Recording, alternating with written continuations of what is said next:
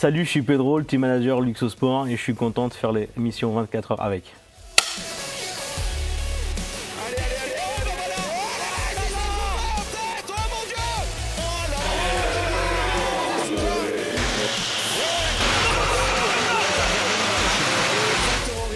On l'avait vu cette image l'année dernière avec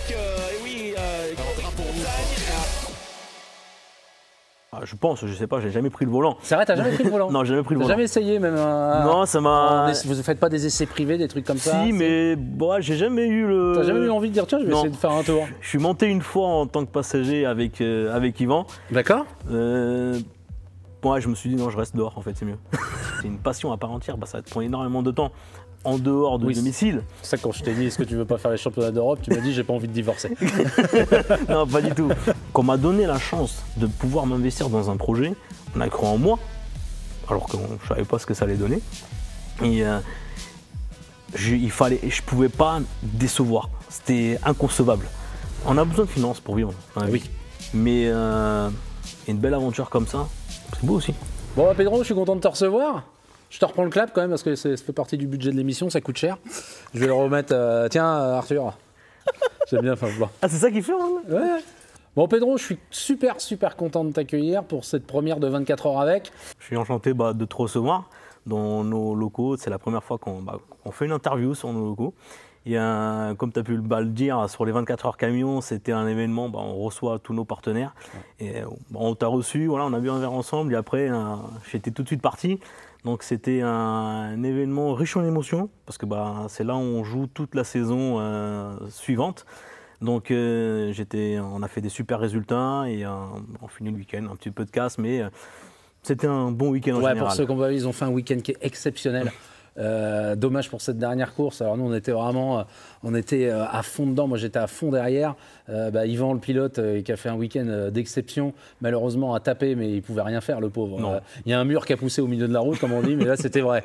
Les excuses de nos anciens, oui il y a un platane qui a poussé au milieu de la nationale, mais là c'est vraiment vrai, il a rien pu faire le pauvre alors qu'il était parti pour prendre je pense la première place la dernière course, donc c'était vraiment super.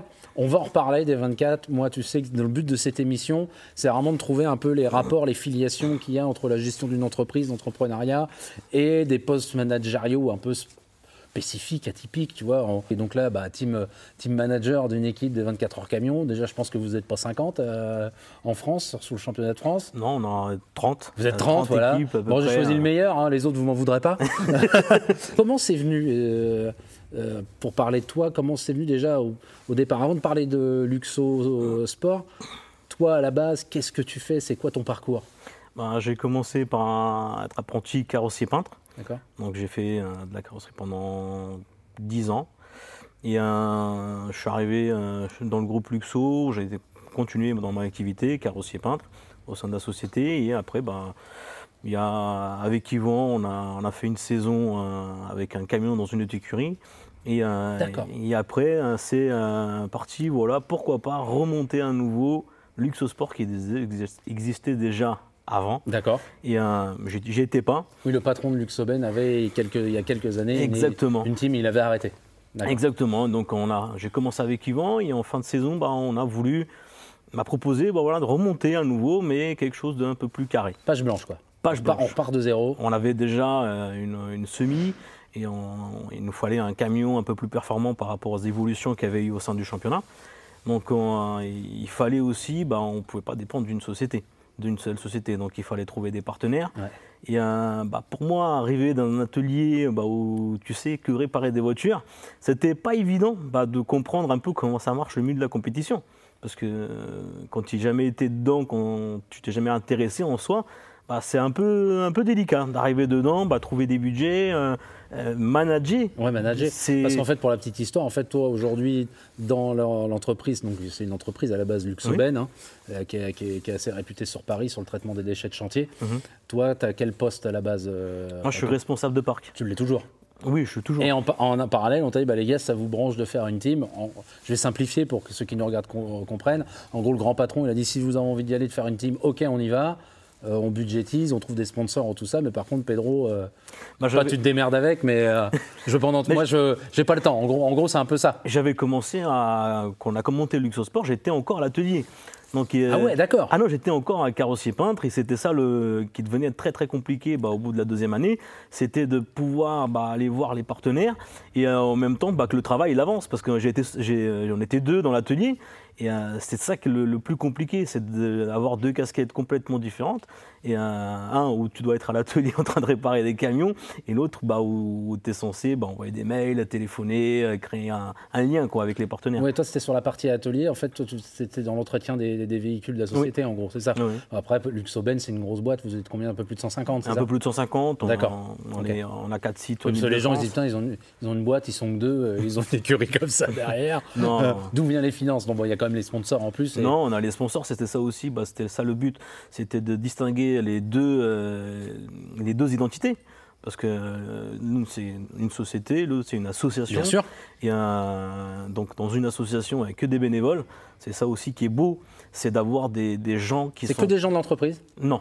Non. Ah bon, il y a même des gens d'externe. Okay. Ah non, c'est même, je te dirais, 95%, c'est des gens de société, c'est des gens d'externe. Il n'y a que toi et Yvan. Il n'y a que moi et Yvan. Et Yvan, lui, qui est le directeur général de la société. Exactement. Qui est le fils du patron et qui est le directeur général de la société et qui est un plutôt bon pilote. C'était ça, au début, voilà, on a commencé, il est arrivé au Castellet, il ne savait pas passer les vitesses, le camion il est parti en sautillant sur la piste. Donc je pense que c'était les meilleurs moments. C'était cette phase d'apprentissage, le début, c'était là où vous vous êtes dit, ah ouais, faut qu'on fasse ça. Oui et non, parce que moi j'arrivais sur le circuit, il y avait déjà le camion qui était en place, je m'occupais juste du camion.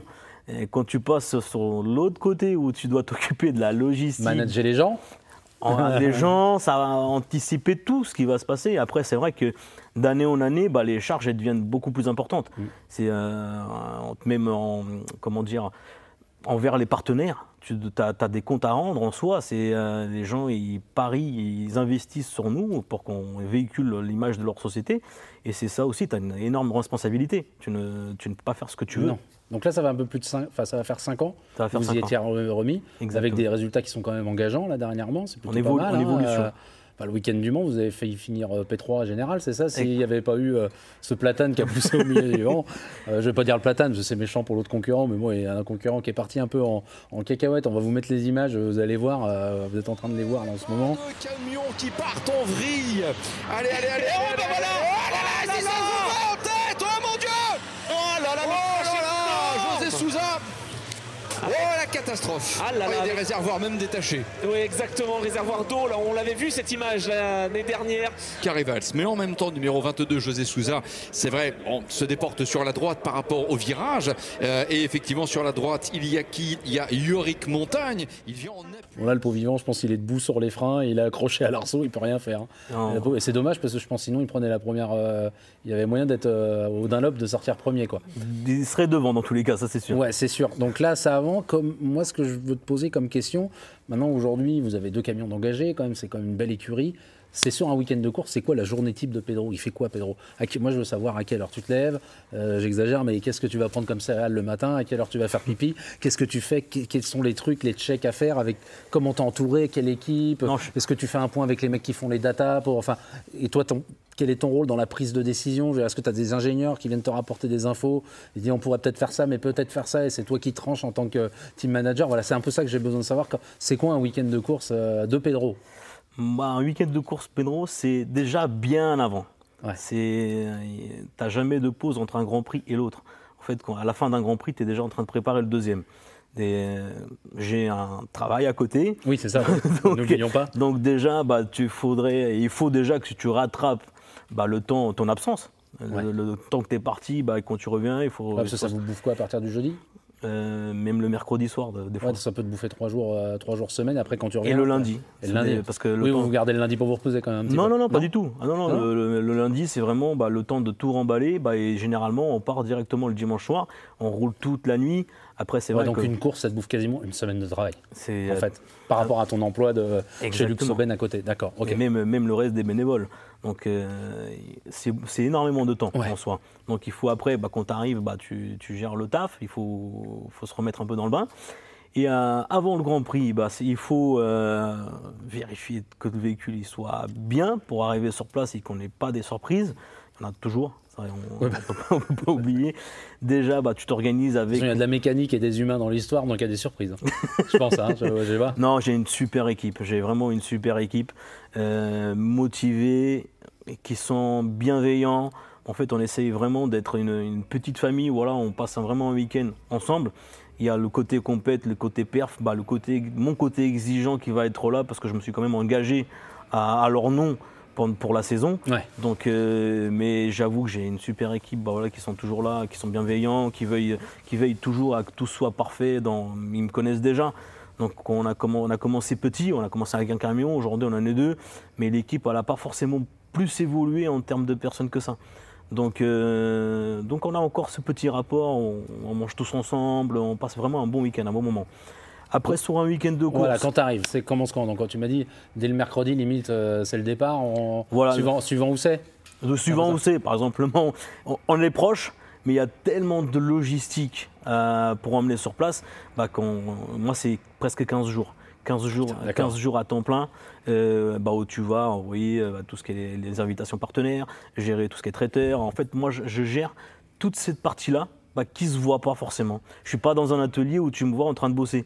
Mais tu passes, j'essaie de dispatcher dans ma journée. Le soir, ça va être tout ce que je peux faire devant un ordinateur, les billets, les mails, ainsi de suite. Et pendant la journée, ça va être rassemblé à notre dépôt tout le matériel qui est nécessaire pour Le Mans. Donc pour Le Mans ou pour les autres Grands Prix en soi. Après, sur place, un samedi, le vendredi, tu as les essais, pas les qualifs, non, tu as plutôt les essais, voir checker si tout va bien, on essaie de résoudre les problèmes sur place. Et le samedi, là, tout commence. Généralement, tout est carré déjà, bien en avant, au niveau structure. Et moi c'est ça, là, à partir de là, c'est à quelle heure tu te réveilles? Est-ce que tu as un brief avec les équipes? Vraiment savoir ce que c'est ta journée type, quoi. Généralement, on sait déjà ce qu'on a à faire. Donc des gens ils connaissent bien déjà la compétition et ça fait depuis le départ qu'ils sont avec moi, ils savent déjà ce qu'ils doivent faire. Généralement, je ne suis pas très lève-tôt. Je me lève à l'heure, vraiment. Ouais, d'accord. Donc, c'est quelle heure, dans le coup? 7h, 7h30. Ouais, ça va quand même. Voilà, on prend le petit café ensemble. Ouais. On fait les essais. Généralement, on a 2 essais le samedi, qualif. Et après, on a les courses. Le dimanche, c'est rebelote, c'est pareil. Les pilotes ont un régime spécial, ils peuvent dormir un peu plus tard pour se reposer? Non, généralement, ils sont raisonnables. Ils se couchent tôt. Après, entre courses, ils font des siestes. C'est quand même, je pense, je sais pas, j'ai jamais pris le volant. C'est vrai, t'as jamais pris le volant? Non, j'ai jamais pris le volant. T'as jamais essayé même? Non, ça m'a... Vous ne faites pas des essais privés, des trucs comme ça? Si, mais j'ai jamais eu le... T'as jamais eu envie de dire, tiens, je vais essayer de faire un tour? Je suis monté une fois en tant que passager avec Yvan. D'accord. Moi, je me suis dit, non, je reste dehors, en fait, c'est mieux. Ça doit être impressionnant quand même. Moi, c'est impressionnant. Après, moi, je suis pas un gros fan de sensations fortes. Et moi, mon adrénaline... C'est quand même marrant pour... d'arriver dans un boulot comme ça, de gérer une team et pas être fan de... Enfin, souvent les team managers, comme on voit, alors moi je parle pour ce que tout le monde connaît, mais de Formule 1 et tout ça, c'est quasiment tous des anciens pilotes ou des pilotes ou tout ça. Et toi, non, c'est pas... T'as essayé, mais ça t'a pas plus branché non, que ça. Prendre le volant, pourquoi pas, sur un test ou quoi que ce soit. Ouais, c'est toujours pareil, c'est comme en moto. C'est pas pareil d'avoir les manettes entre les mains que d'être passager. Moi, je suis un très mauvais passager aussi. Je pense que le départ, j'aurais fait comme l'autre, à la 4e course du monde. T'aurais fait un bisou à Yvan. Je pense. Ouais. Non, le stress, il faut savoir gérer tout ça. Donc moi, voilà, je gère déjà mon stress à moi. Donc la gestion du team pour que tout se passe bien. Et après, voilà, sur un week-end de course.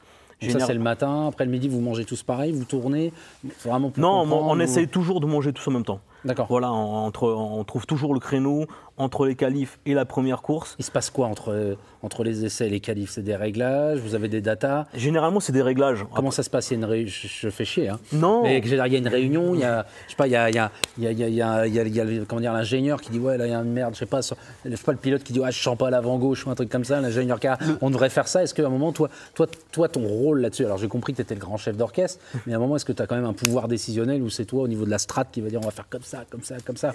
Non, généralement, on essaie tous de se concerter. Ouais, d'accord. Concerter. Mais ce qui est par rapport au très très haut niveau professionnel que tu parles Bah, nous on a cette image-là de Toto Wolff qui dit à Lewis Hamilton ou machin. Là, ce qu'il faut comparer les camions, c'est qu'on est tous des bénévoles. Tu as des chauffeurs, tu as des mecs de l'atelier. Moi-même, je viens de l'atelier. Et en fait, en termes techniques et professionnels de la course automobile, on n'a pas tellement que ça en fait. On a des notions, mais pas tellement que ça. Okay. Donc forcément Yvan, lui il a des ressentis, des demandes, des besoins. Mais derrière, il faut traduire ce que lui nous dit pour qu'on puisse les mettre avec les datas pour voir. Exactement. Okay. C'est là où vous avez quand même des ingénieurs dans l'écurie. Pas encore. Ça commence, en 24, t'en avais un sur les suspensions, c'est ça? Exactement, c'est là où on commence petit à petit, parce que comme tu disais, un peu le truc, ça fait 5 ans, donc on a commencé par mettre en place une charte graphique, pour qu'on puisse nous reconnaître, qu'on ait une identité visuelle. Voilà. Okay. On a fait notre première saison, on a évolué, on apprend à connaître le camion, Yvan aussi à connaître le camion. Et à fur et à mesure, on évolue selon les besoins par rapport à nos partenaires aussi. Donc on a commencé par la charte graphique, il y avait un besoin de com, donc on a pris des personnes pour gérer la communication. J'ai pris des personnes pour gérer la communication du team. Parce que c'est aussi de faire vivre un week-end de course aux gens qui nous suivent, mais qui ne sont pas forcément sur le circuit. Et c'est ça qui était difficile pour moi de le gérer en même temps, gérer la com, gérer la perf sur place, et même que le véhicule, que ça accroche, machin et tout, il faut travailler dessus. Ouais, donc tu as travaillé vraiment sur le camion, on va dire la charte graphique, l'image du team, aller chercher des sponsors, voilà. Et maintenant que ça c'est à peu près phasé et que ça roule bien, là, tu commences à faire retomber les investissements qu'il peut y avoir des sponsors, etc., pour prendre des ingénieurs, pour aller chercher de la perf. Exactement. C'est un cercle vertueux. Il y en a qui auraient peut-être fait l'inverse. Qui auraient mis la perf d'abord. Exactement. Qui n'auraient pas eu de sponsor, qui auraient fait ça sur limite en fond propre au début. Moi, je me suis dit, on va créer une image. Cette image-là. Ça a bien marché, parce que c'est pas parce que c'est toi et que je suis là. Des écuries, quand je suis passé sur les paddocks des 24, qui paraissent. Ça fait écurie de Formule 1, limite. Moi, j'en ai vu, 3, 4. Voilà, vous êtes combien? Tu m'as dit une trentaine d'équipes. Tu fais quand même partie des 3-4 en 5 ans d'existence. Je pense que c'est pas mal. Et dans les 3-4, tu ne fais pas partie des plus moches. Je parle vraiment dans cette idée. Tu vois, donc, déjà, le boulot, ça, il a été fait. Donc là, maintenant, vous commencez avec des ingénieurs. Voilà, on va commencer à aller, ça sera le but pour 2025, commencer à aller chercher la performance. Et toi, tu as de la communication avec les pilotes pendant qu'ils roulent? Comment ça se passe? On a toujours tous l'image, la pit lane avec les ingés, avec les micros, qui parlent aux pilotes. On va avoir pendant les qualifs tous les ressentis directs. Comme ça, il peut continuer sur sa tour d'essai en train de Chaque pilote te parle à toi ou chaque pilote a quelqu'un de dédié? Non, moi même c'est pas un ingénieur, mais. Moi, je suis resté avec Yvan et tu as un autre membre qui gère le deuxième camion. D'accord. Il faut qu'on ait nos informations, quand le véhicule il arrive sur la pit lane, qu'on puisse déjà, tu m'as dit ça à tel moment. Est-ce que c'est toujours le cas? Comment tu le ressens vraiment? Lui, il va me donner des phases. Et quand il va arriver sur la pit lane, tu m'as parlé de ça. Et après, on va essayer de trouver des solutions. D'accord. Donc c'est ça qui est un peu plus compliqué, on va dire. Petite question de fan de sport auto que je suis. Je fantasme un peu sur des trucs, mais je veux dire, demain, je vous le souhaite, le team est à la limite d'être champion de France. Et ça se joue sur la dernière course. Et je te dis une bêtise dans un sens ou dans un autre, mais ça se joue. Un des deux pilotes peut être champion. Si celui-là qui est devant laisse passer celui-là qui est derrière, tu as le droit de donner consigne d'équipe, dire on interchange les positions. Je suis un gros fan de Formule 1, mais tu sais que ça existe en sport auto. Est-ce que c'est une décision que, exemple, toi, qui pourrait être propre à toi, ou c'est toi qui décides Ah oui, bien sûr. Okay. Déjà, on a eu le. Je vous souhaite que ça arrive. On espère. Tu vois, non, le luxe, déjà, là, on a. Ça en fera un déçu. Sur le Mans, on avait déjà mis une stratégie pour la course de nuit qui a plutôt bien marché. Donc, il fallait vraiment que ça fonctionne pour qu'on puisse. Maintenant qu'elle est passée, on peut en parler ou pas? Non, c'était en fait, il fallait que les deux véhicules, les deux camions, vu qu'ils étaient en même stade, il fallait qu'on a des moteurs performants, il fallait qu'ils arrivent au premier virage, les deux en premier. Donc il fallait qu'Antoine il puisse freiner un peu la meute derrière. Pour laisser partir un peu Yvan. Exactement. D'accord. Ce qui pour Antoine, c'est sa première saison. C'était on ne sait pas si ça va marcher et tout. Ouais, vous avez un jeune pilote dans l'équipe. Exactement, mais on se fait tous confiance les uns les autres. Donc on y a cru, ça a bien marché. Donc le résultat était là à la fin. Après, là on arrive sur Albi, la dernière course. On se bat pour le titre de champion junior. Donc, oui, alors c'est quoi les catégories? Explique-nous alors. C'est moins de 30 ans et jamais avoir remporté un titre au championnat. D'accord. Donc ça c'est pilote, c'est pas écurie. Non, c'est pilote. Ok. Et ça, il y a 2 classements comme le reste? Non, c'est que pilote. C'est que pilote. Que pilote. Ah ouais, après, notre classement à nous, on se fait nous-mêmes. Oui, bah voilà. Voilà. Non, mais après, voilà, on arrive à lui, ça va être c'est très, très serré. Et question aussi, pourquoi l'exemple des 24 heures camion, pourquoi ça ne dure pas 24 heures? Enfin, à rouler, comme les voitures, comme les motos, où il y a 3 pilotes. Moi, au début, je pensais que c'était comme ça. Il y avait un camion, ça changeait de pilote, ça rentrait. Alors, je te pose la question parce qu'on en a parlé tout à l'heure en off et la réponse, tu nous as donné, elle était extrêmement rigolote, mais elle était réelle. Donc, pourquoi les 24 heures camion, ça ne dure pas 24 heures comme les autres 24 heures? On a pris et le championnat a pris l'appellation pour Le Mans des 24 heures. Et déjà, le promoteur et toute l'organisation ont fait en sorte d'avoir une course de nuit pour rappeler cet effet des 24 heures. Ouais, d'accord. La journée et la nuit. C'est magnifique, ça fait 2 ans qu'on l'a fait, tous les pilotes en rêvent, même au niveau européen, ils rêvent de faire cette course-là. Et pourquoi pas 24 heures? Déjà, techniquement, c'est impossible. En fait, on a 200 litres d'eau embarqués à bord pour refroidir les freins, intercooleur.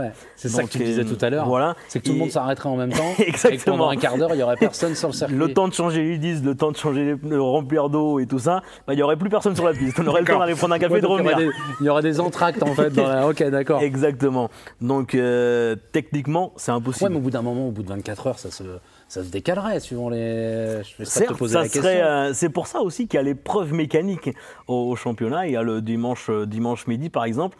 Il y a 2 mécanos qui doivent courir, démonter une roue, revenir, et tout ça manuellement. Donc ça aussi, ça met en avant tous les mécaniciens, tous ces bénévoles-là qui se mettent en avant. Parce que il n'y a pas seulement un camion et un pilote. Il ne faut surtout pas oublier, c'est tous ces gens qui sont derrière, qui font que ça marche. Sûr. Même chez nous. Un pilote tout seul, il n'y a rien. Je peux avoir toute la meilleure volonté. Si tu n'as pas des gens derrière qui croient en toi et qui font en sorte que ce que tu veux mettre en avant fonctionne, ça ne marchera pas. Tu peux pas. C'est ce qu'on appelle une équipe. Et là, aujourd'hui, chez nous, on travaille vraiment ensemble, on rigole, on passe des super moments. Pendant l'hiver, on se retrouve pour mettre tout à niveau pour la saison. Donc c'est cet esprit-là qui plaît. On n'est pas des salariés comme nos équipes au Formule 1, comme on parle. Bien sûr. On est des gens qui ils sont exemple, quand tu vois Mercedes, ils sont 1200, c'est pas pareil, quoi. Voilà. C'est pas et même par rapport à l'image. Pour 2 voitures, ça fait beaucoup 1200 quand même. Par rapport à l'image qu'on peut avoir aujourd'hui, on reste quand même simple. Non, mais c'est ça que j'ai aimé dans le camion, c'est qu'il y a quand même du professionnalisme en termes de matériel. On voit derrière nous, vous voyez sur les plans, les camions, c'est des machines de course, mais il y a ce côté, on le sent même nous, tu sais que je suis sartois, c'est pour ça que je tenais à faire cette première émission 24 heures en parlant des 24 heures, et en plus avec une team de course, quoi de mieux, c'était vraiment on ressent l'esprit de 24 heures d'avant. C'est pas pour je balance de tacle à personne, mais c'est vrai que maintenant les 24 heures moto et surtout les 24 heures voiture, 24 heures voiture, tu vas. Avant, c'était comme les camions. Tu pouvais te balader, tu voulais rentrer dans les paddocks, c'était un peu, je veux pas dire foire à la saucisse, mais c'était plus détente, plus familial. C'est vrai que maintenant les 24 heures voiture, si t'as pas 25 000 badges autour de toi pour passer la porte A, la porte B, c'est hyper. Après, c'est énorme, ça amène beaucoup de monde, mais ça a perdu un peu ce côté un peu familial. Mais après, les 24 heures voiture, c'est un événement qui est exceptionnel. Enfin, je veux dire, j'ai fait pas mal de grands prix de Formule 1 et tout ça, et je peux te dire que les 24 heures voiture, c'est en termes d'orgas, de village. Ça, c'est un step au-dessus de la Formule 1 et de loin. Mais je trouve que grâce au camion, on retrouve un peu cet esprit un peu. Alors, c'est pas la foire à la saucisse, mais déjà, tout le monde peut rentrer dans les paddocks, voir au moins tous vos camions, tous vos motorhomes et tout ça. Pour les gamins, c'est super sympa, tu vois, c'est plus familial, je trouve, tu vois. Nous, cet aspect-là, en tant que père de famille, de voir des gamins qui sont là devant, je suis venu avec mes 4 petits, tu vois, ils étaient émerveillés par les camions. Des fois, ça m'arrive quand je suis devant les structures, de prendre un gamin, ça te ferait plaisir de monter dedans et de voir les sourires. Allez, viens, tu montes dedans et tu te dis, j'adorerais être à leur place et qu'on me propose la même chose. Bien sûr, quand t'es petit, attends. En fait, c'est cette chose-là, on se dit quand même qu'on est privilégié de faire partie d'un projet comme ça. Tu n'y arrives pas dedans comme ça. Et tu gardes ce côté-là du tu viens. C'est un truc simple. Voilà, moi je vois les gens, je les invite à revenir. C'est des gens, ils s'intéressent, c'est des gens comme toi et moi. Donc Il faut pas qu'on brille tout. Ça ferait, on garde le côté ouvert. Yes. C'est quoi, toi, l'objectif à court ou moyen terme pour l'écurie? Bah, avec l'expérience. Tu es obligé de demander à tes pilotes de switcher de position pour gagner le championnat? Non. Je pense que quand on arrivera là, ça serait vraiment extraordinaire. Bah ouais, avoir les deux qui se battent pour la première. Ouais, mais regarde ce que tu as fait en 5 ans. C'est vrai. Ce que tu as fait, ce que vous avez fait. Ce qu'on a fait, c'est surtout ça. J'ai essayé de ramener le mieux de ce qui se fait aujourd'hui. Avec mon président aussi. Ouais, mais d'autres idées d'ingénieur, tu as un ingénieur, maintenant on va dire, tu as quasiment un ingénieur à suspension attitrée, tu pourrais avoir quoi? Non, pas forcément attitré, ça reste un partenaire. Ouais. Un partenaire oui, non, bien à ce sûr, niveau-là. Aujourd'hui, c'est de trouver une personne qui est passionnée, en soi généralement c'est des gens passionnés, bien sûr. Mais de trouver quelqu'un qui puisse faire une saison complète avec nous. Non mais profiter de l'émission, on ne sait jamais. Oui. Ça va être sur YouTube, il va y avoir quelqu'un peut-être qui va regarder, on ne sait jamais, tu vois. Bah Pedro, vas-y, passe ton annonce, c'est gratuit. Si vous voulez intégrer les types en tant qu'ingénieur circuit, il faut laisser votre commentaire et on prendra contact. Hein. Carrément, on surveillera les commentaires. Je reviens à des questions plus personnelles. Toi, c'est quoi ton objectif de vie? Je dis une connerie, mais peut-être que là tu fais ça, mais peut-être que toi ton objectif sous 10 ans c'est d'élever des chèvres dans le Larzac et faire du fromage. Enfin, tu vois ce que je veux dire? Vraiment là, c'est quoi toi ton goal ultime? Déjà c'est un projet auquel je m'attendais pas du tout. Donc déjà, ouais. C'est déjà de base. Donc laissez-moi digérer le truc que j'étais pas au courant que j'allais faire. C'est exactement ça. Donc déjà c'est j'ai encore 2-3 choses à faire pour vraiment qu'on soit très très nouveau. Après, il faut gérer ce style de vie, parce que c'est quand même un métier à part entière. C'est pas un métier, mais c'est une passion à part entière. Ça va te prendre énormément de temps en dehors de domicile. C'est ça, quand je t'ai dit, est-ce que tu veux pas faire les championnats d'Europe, tu m'as dit, j'ai pas envie de divorcer. Non, pas du tout. Non, mais c'est ça, on a une vie de famille. Ça aurait pu être un objectif de dire, putain, la team, on veut l'amener au championnat d'Europe, on veut exploser. Enfin, si demain, tiens, moi je vais te poser. Si demain il y avait la possibilité, demain ton patron il dit écoute, on met tout en place, je t'allège ton temps. Attention, on part dans un monde idyllique. Si le patron entend, ça peut être une proposition. Prends des notes, on ne sait jamais. Pedro, c'est bon, t'oublies ton poste chez Luxoben, tu ne t'occupes que de la team, que ça, je te demande que ça de l'année. Donc oui, tu vas avoir X courses où tu vas pas être là pendant peut-être 3 mois. On fait le championnat d'Europe, tu dis quoi? Tu dis oui, tu dis non? Sur le coup, je dis non. On va réfléchir. J'en parle à ma chérie. Exactement. Ok. Non, mais ça, c'est un truc de malade. Après, là, ça se rapproche de la Formule 1. Les mecs, c'est quasiment tous les week-ends. Oui, après, tous les sports mécaniques, ils se ressemblent. En soi, je pourrais peut-être faire ça autrement. Mais non, ça ne m'est pas encore passé. J'ai pas encore réfléchi à ça. Je veux, amener vraiment au point le plus haut que je pense y arriver en soi. Mais c'est quoi le point le plus haut que tu penses arriver? À niveau de la perf régulière. Avoir une perf régulière. Oui, pas faire des. Quoi, vous avez subi un peu de montagne russe? Exactement. Des courses où tu es P3, puis des courses où tu n'arrives pas à faire P10 ou P11, tu ne comprends pas pourquoi. Exactement. Okay. Avoir l'équipe qu'on a aujourd'hui en gardant le même esprit. Mais la régularité. Régularité. En fait, d'avoir des gens compétents à chaque pôle. Tu vois. Et ça, c'est. J'aurais un team vraiment accompli. Ok. C'est tout le mal qu'on te souhaite. Hein.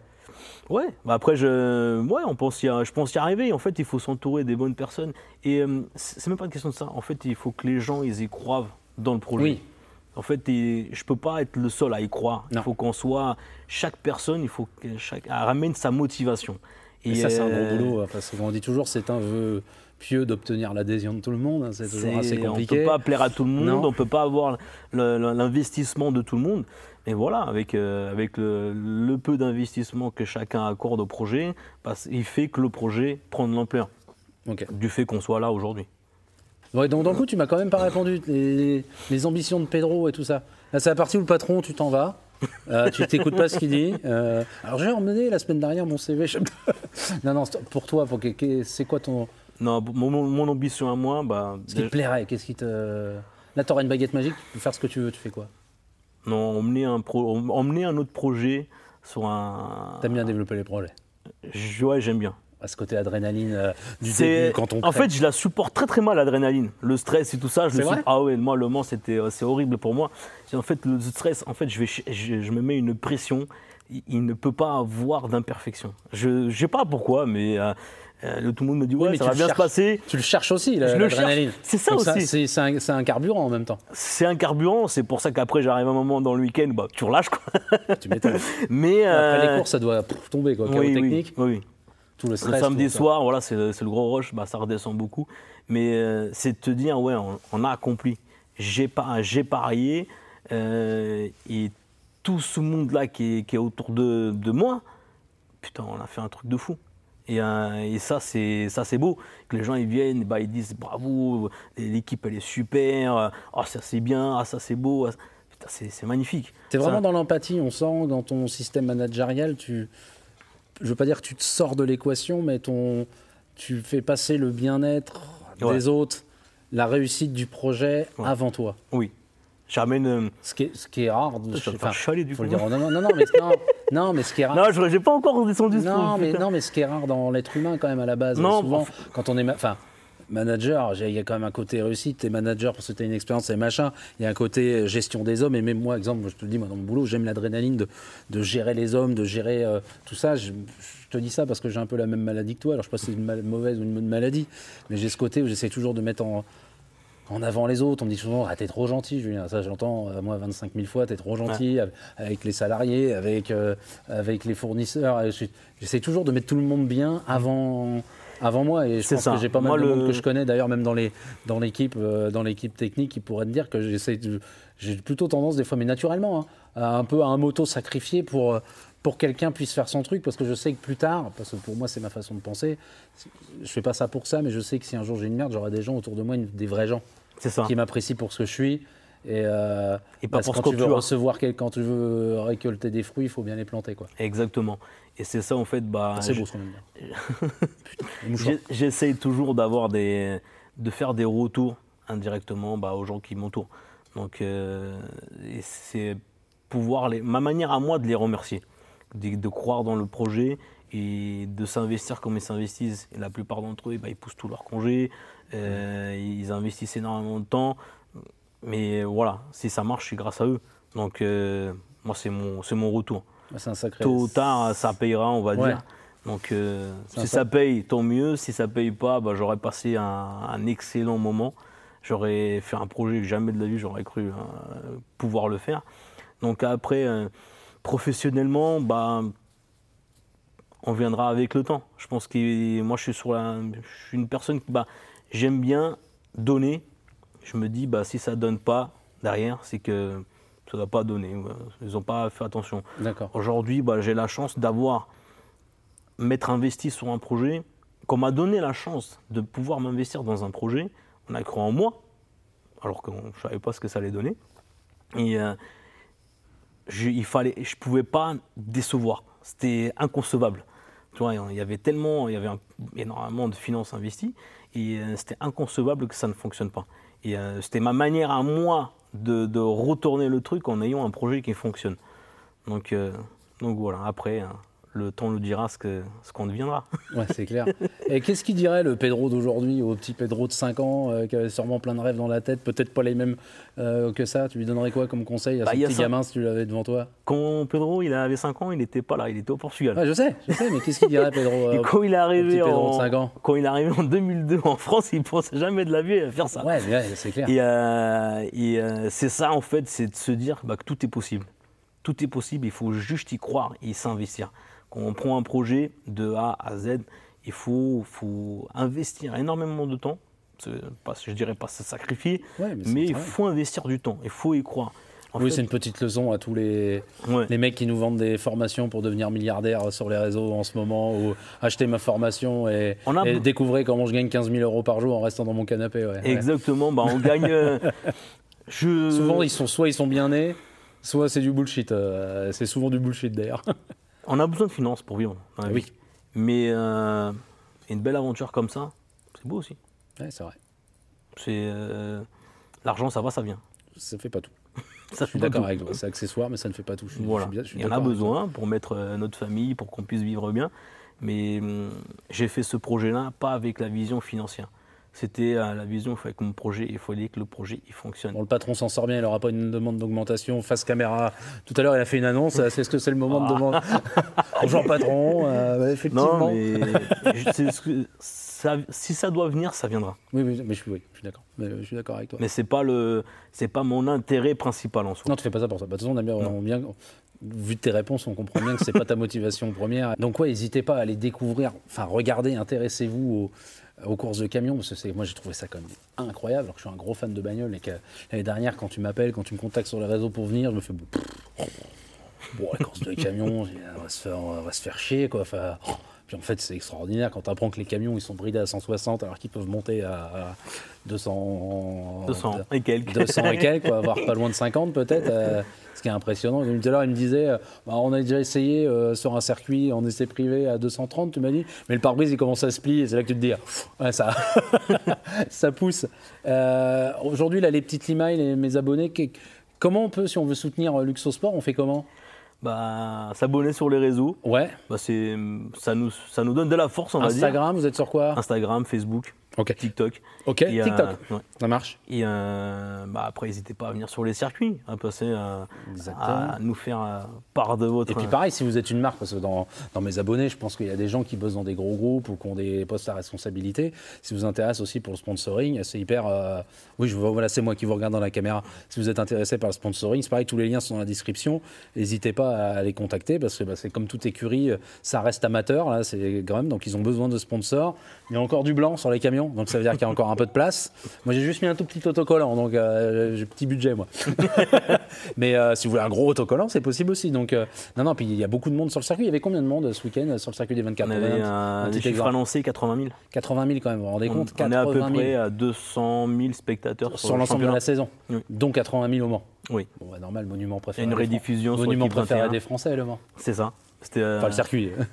On était à l'honneur, après le sacre du Mans, de venir courir sur le C'est quand même énorme, 80 000, un stade de France pour des camions. Donc c'est qu'il y a quand même un intérêt et qu'il y a du monde et qu'il y a un intérêt même de business en termes de communication de marque à faire. Il y a énormément de business qui tourne autour du camion. En fait, tu as tout ce qui est partie maintenance, transport, les chauffeurs routiers. Ouais, j'ai vu qu'il n'y avait pas que des sponsors. Par exemple, toi, tu as Milwaukee. Oui. Milwaukee, c'est un fabricant d'électroportatifs, c'est très général en fait. Donc, donc on n'est pas obligé d'être dans le métier du camion pour se dire, voilà, j'exagère, toi, sur son camion, je vois, il y a les halles du Portugal, le produit portugais traiteur. Je pense que ça passe, il ne fait pas que dans le monde du camion. Ça, c'est pour le bien des mécanos. Mais voilà, il y a plein de façons, vous voyez, d'être sponsor. Moi, j'ai un petit autocollant, mais parce que on fait pas mal de communication ensemble sur les réseaux, on a fait des jeux concours. Donc, il y a plein de manières différentes qui ne sont pas que pécuniaires d'être sponsor ou d'accompagner l'équipe et l'aventure. Donc, franchement, n'hésitez pas, si ça vous intéresse, vous contactez. Puis Pedro, il vous dira oui ou merde. Mais Et après, il y a aussi également un point qui n'est pas négligeable, c'est que nos camions, ils roulent au biocarburant. Et par rapport aux normes éco-responsables qu'il y a aujourd'hui, les véhicules, ils émettent moins 90% d'émissions de CO2. D'accord, je ne savais pas, tu viens de m'apprendre un truc. T'as vu ça? On ne roule pas tu m'as mouché, là. Au carburant fossile. Donc déjà, dans tous les sports mécaniques qui existent, on était le premier à faire un grand pas. Parce que la Formule 1, ils sont en train de revoir les réglementations moteurs pour passer au biocarburant à partir de 2026 ou un truc comme ça. Donc vous êtes même en avance par rapport à la F1, quoi. T'as vu ça? C'est incroyable. Et là également, on était la première écurie à sponsorisée par le plus grand distributeur de biocarburant en France. D'accord. Qui est Altens. Altens, d'accord. Voilà, et une large gamme de biocarburants dispo. Donc ça, c'était quelque chose qui était un challenge. C'est de se dire, j'aurais pas un transporteur qui va me mettre à dispo du carburant pour le week-end de course. Non, ça sera directement le fournisseur en France qui va être notre partenaire sur ce projet-là. Oui, en fait, c'est comme si tu avais en sport un Total ou un... Les Total, ils sont présents avec une autre écurie. Ils sont présents avec une autre écurie, d'accord. Ouais, mais voilà, il n'y a pas 30 distributeurs de biocarburant. Donc ça, c'est ça aussi le privilège en soi, c'est de se dire, voilà, on fait partie des écuries qui sont sponsorisées par les meilleurs dans le milieu, quoi. D'accord. Et pour terminer, mon Pedro, moi, pour terminer cet épisode, c'est super intéressant. Est-ce que tu as des anecdotes à nous donner, des trucs un peu, côté un peu rigolo, des conneries, des trucs qui vous sont arrivés lors d'un week-end de course, enfin voilà, tout ce qui te passe par la tête, que ce soit pendant la route ou pendant la course ou avant ou ici quand on prépare les camions, est-ce que tu as 2-3 petites anecdotes rigolotes à nous lâcher ou une particulière vraiment qui vous a plié en deux? Rigolote, j'en ai une au tout début du team. On part en Allemagne à deux pour aller chercher la nouvelle structure de la remorque. D'accord. Et on dort à deux dans une couchette. Ma tête ici, la tête de mon collègue ici, dans une seule couchette, un petit plaid. On se réveille le matin à 4h du matin, j'ai super froid, j'ose pas bouger pour pas le réveiller. Et lui, réveillé, il n'ose pas bouger pour pas te réveiller. Et on se réveille à 14h. On se réveille à 8h. J'ai passé depuis 4h, je suis réveillé, moi aussi. Putain, et on regarde le toit ouvrant du camion qui était ouvert, quoi. Putain, d'accord, ok. Tu vois, il y a tellement d'anecdotes. On était encore une fois que deux sur un Grand Prix. Le camion, plus de freins, les 4 freins à changer entre 2 courses. Impossible de le faire. C'est ça aussi, ce côté-là. À deux. Et c'est ce côté-là aussi qu'il faut voir dans le paddock. Et en fait, il y a une équipe qui n'avait pas beaucoup de travaux à faire sur leur camion. Et ils sont venus nous donner un coup de main parce qu'on était que deux. C'était impossible de faire 4 freins entre 2 courses. C'est sûr qu'en Formule 1, ça n'arrivera pas. Voilà. Et en fait, ils se sont partagés pour pouvoir venir nous donner un coup de main. C'est la classe. Ça, c'est beau, ça. On peut en parler, c'était quelle écurie quand même? Crété Camion de course. Bon, merci quand même à eux. Ouais, c'est des moments, c'est des moments qui restent marqués. Et ça, encore une fois, c'est le côté humain qui vient dessus. Il y a quand même ce côté humain dans le camion, comme je vous dis. Franchement, faut vous y intéresser, c'est vraiment génial. Et puis les courses, ça bastonne, ça tape, ça frotte du pneu. On peut le dire, on va le dire à Yvan, ça tape. Yvan, si tu regardes cette vidéo, tu sais que ça tape. C'est possible. Il sent la sensation, lui. Ouais, lui, le pauvre, oh là là, le pauvre. Écoute, mon Pedro, je te remercie. Merci beaucoup. De nous avoir accueillis. Je te remercie de nous avoir accueillis aussi pendant le week-end des 24 heures. J'espère qu'on viendra l'année prochaine vous te suivre. J'espère qu'on pourra rencontrer certains d'entre vous qui auront découvert les courses de camions et la Team Luxo pendant cet épisode. Et puis on te souhaite le meilleur pour la fin de saison. Et puis on se retrouve l'année prochaine au 24. En espérant boire une coupe de champagne avec un titre à la clé. Dernière question, ça parle comment en radio? C'est anglais ou non? Vous pouvez parler comme vous voulez. On parle français. Ouais. En français quand ça va pas en portugais. Quand ça va pas en portugais. Je te remercie, Pedro. Non. À la prochaine. Merci beaucoup. Merci beaucoup d'être venu. Allez, ciao. Ciao.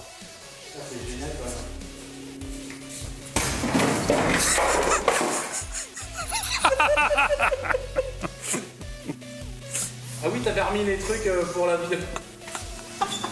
C'est pas si solide que ça, en fait, au final. Pas si ouf, tu vois. Pardon.